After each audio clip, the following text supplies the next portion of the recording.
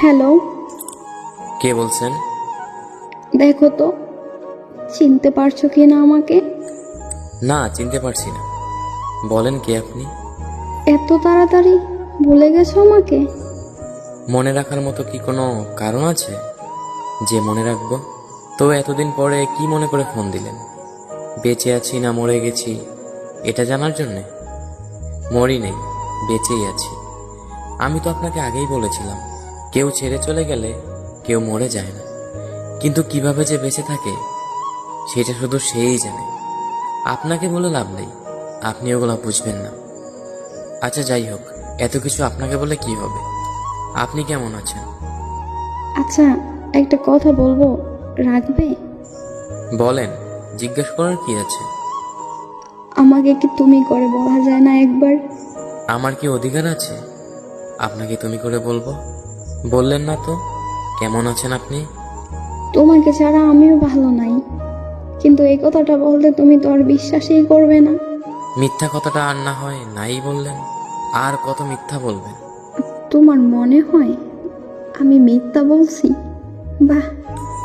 সেই ভুল ধারণাটা তো আপনিই ভেঙে দিছেন। কেন? আমি আবার নতুন করে কি করলাম? 4 বছর ধরে একটা মিথ্যা কথা বলে গেছেন, বুঝতেও পারিনি আমি।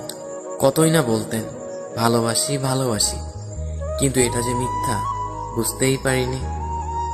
আমি তোমাকে ভালোবাসি এই কথাটা মিথ্যা বলছি? মিথ্যা ছিল এই কথাটা? তা নয় তো কি, সত্যি বলছেন? যদি ভালোই বাসতেন তাহলে মাঝপথে ছেড়ে এইভাবে চলে যেতে পারতেন না। একবার হলেও ভাবতেন আপনি চলে গেলে আমার কি হবে, আমি কিভাবে থাকব। কি হলো, চুপ করে আছেন কেন? কিছু বলেন। না, আর কি বলবো? বলার মতো কি আছে আমার? একটা কথা কি জানেন, আমি নিজের থেকেও বেশি আপনাকে বিশ্বাস করতাম। আমি সবসময় ভাবতাম আপনি কথা দিয়ে কথা রাখতে পারেন। যেদিন আপনি আমার হাতে হাত রেখে কথা দিয়েছিলেন, তারপর থেকে আমি ভাবতাম আপনি শুধু আমার। আচ্ছা যাই হোক, বাদ দেন এগুলা। কোথায় আছে সে? এই তো বন্ধুদের সাথে বাহিরে গিয়েছে। আচ্ছা একটা কথা বলেন তো, সে কি আমার মতো করে আপনাকে খেয়াল রাখে, আমার মতো করেই ভালোবাসে? জানতে হবে না, জেনে আর কি হবে? আমি তো সব সময় অপরাধী ছিলাম। যখন তোমাকে ভালোবাসতাম তখন আমার ফ্যামিলি সবাই বলতো আমি নাকি তাদের কথা ভাবি না, তাদের কথা শুনি না। আর এখন যখন ফ্যামিলির কথা শুনে তোমাকে ছাড়তে হলো, এখন তুমি বলতেছো আমি বেঈমান, আমি অপরাধী, আমি খারাপ।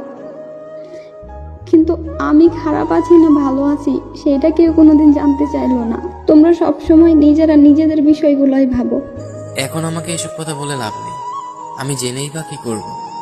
যদি এত কিছুই বলার ছিল, এত কিছুই জানানোর ছিল, আমার হয়ে আমার থেকে সবকিছু বলতেন, আমার পাশে থেকে আমার হাতে হাত রেখে সবকিছু শেয়ার করতেন, নিজের কষ্টগুলো ভাগাভাগি করে নিতেন। মাঝপথে এভাবে ছেড়ে চলে যেতে পারতেন না। একটাবার আমাকে সবকিছু বলতে পারতেন, কিন্তু বলেননি। সবসময় ভাবতাম আপনার কোনো প্রবলেম হলে, আপনার কোনো কষ্ট হলে সেগুলো আমাকে বলবেন, যেন আমি সবকিছু আপনার পাশে থেকে হাতে হাত রেখে ঠিক করে দিতে পারি।